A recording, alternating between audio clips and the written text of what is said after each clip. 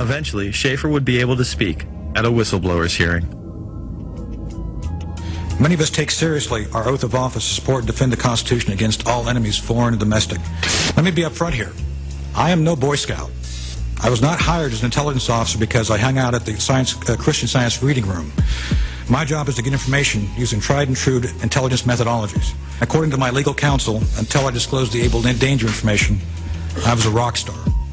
It was my work as a chief of DIA's Special Mission Task Force back in 1998 that I became involved with Able Danger. My officers and I were working at the cutting edge of technology and DoD black operations. Most of all of my operations and operational records remain classified. With all this evidence, why did the 9/11 Commission and Pentagon suppress valuable information about the hijackers' activities leading up to the attacks?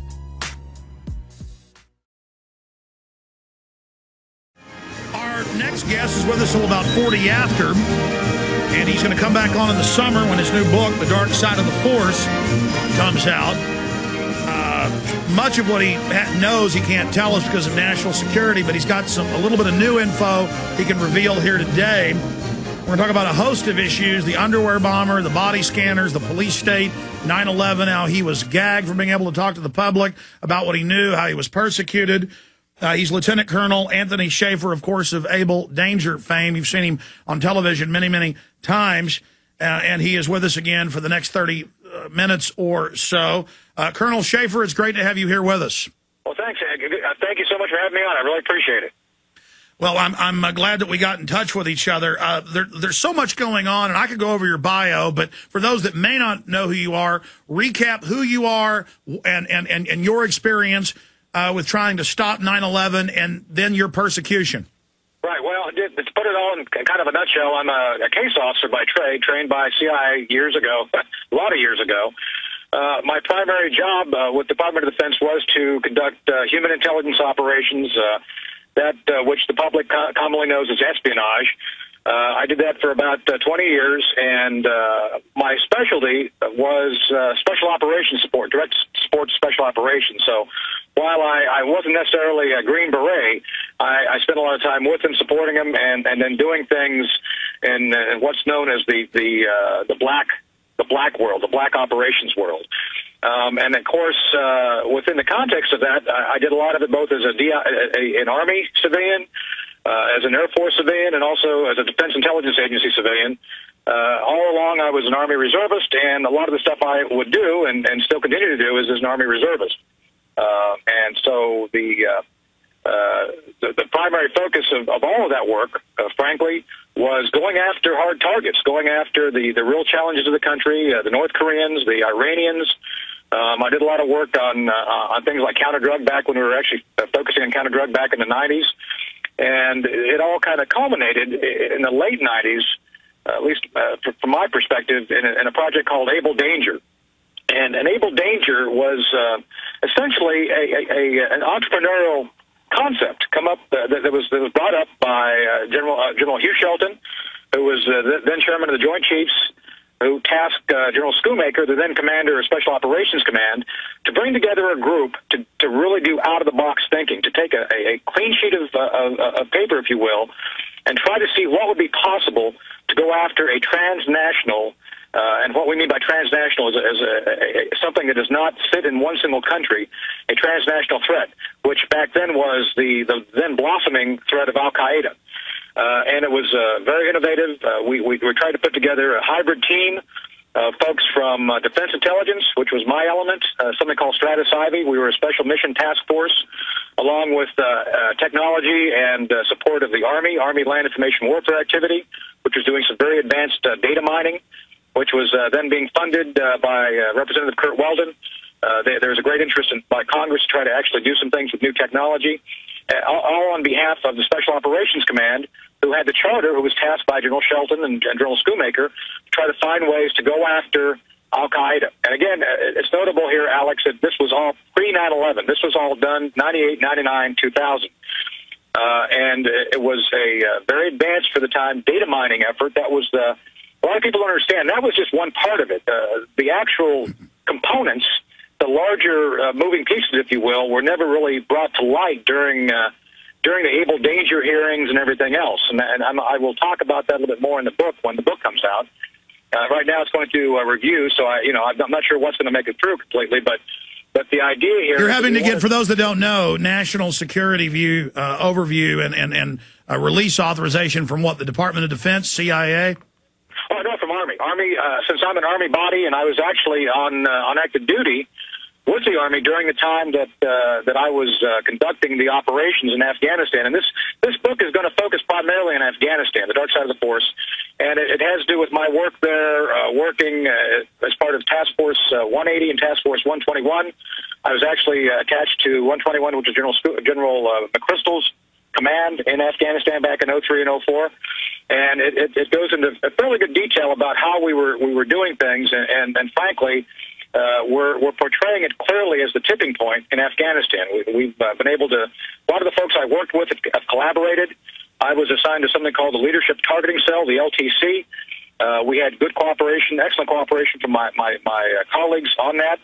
And so we've been able to kind of go through and detail.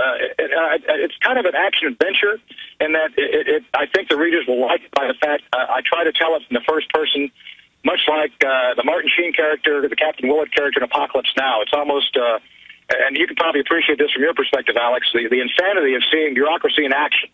And a large part of the focus is kind of give people a feel for what it was like to have to deal with not only the enemies that are shooting at you, but your own enemies who are behind the wire, who just really don't want to do the right thing. And so we try to portray this fairly, and it'll be focused primarily on my work in Afghanistan. But, well, we're going to talk about that one, and I'm looking really forward to a full-hour interview with you when The Dark Side of the Force comes out, and find out who the Emperor Palpatine is in this story. But expanding, you then tried to tell the 9/11 Commission and Congress this info, and then they began to persecute you. Why was that? Well, it's interesting how it all kind of popped up. And the book will only talk about the initial disclosure, and it'll end kind of with me being pulled off the front line after my second deployment to Afghanistan. But my initial disclosure came directly to Dr. Philip Zelikow, who was the then chair of the 9/11 Commission. And what I just told you and your audience is what I told him, but in about an hour's worth of briefing, where I lay out all the bones of the operation. I lay out everything from who was involved, what was the focus. I talked about some clandestine operations which were related to it, which we were using to support the targeting effort. And of course, one of the things which drew total silence and shock when I brought it up was the fact that we discovered 3 of the 9/11 hijacker cells. We discovered 3 of the 4 cells of the 9/11 attacks. And it was, total shock and dismay by the people in the room, to include Dr. Zelikow. And then during that initial disclosure, he pulls me aside at the end of that meeting, and at Bagram, this happened in October of 03, and gives me his card and says, what you said today, and I'm going to quote as accurately as I remember, and I think this is directly from my testimony, what you said today is very important. We need to continue this dialogue. I need you to contact me upon your return to the United States.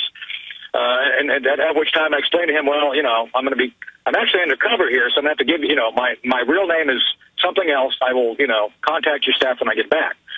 And it was during that time, between October and February and January, frankly, something happened. And to me, there's still a mystery of what exactly happened.